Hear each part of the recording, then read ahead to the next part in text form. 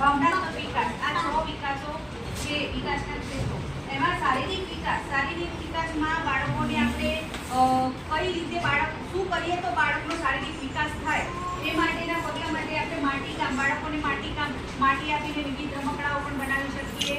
બાળક ગમે તે જે બનાવે આપણે એવું દબાણની જરૂર નથી, તમે આ જ બનાવો. બાળક જે પણ બનાવી શકે એની શારીરિક વિકાસ થશે, મુઠ્ઠી વાળશે, બંધ કરશે, ખોલશે, એમાં એનો શારીરિક વિકાસ થશે.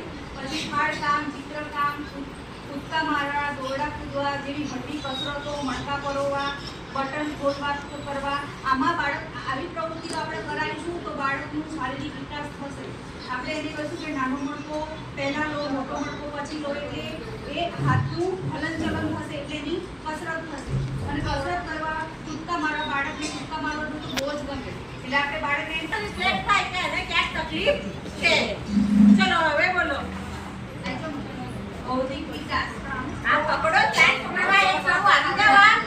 હા બસ.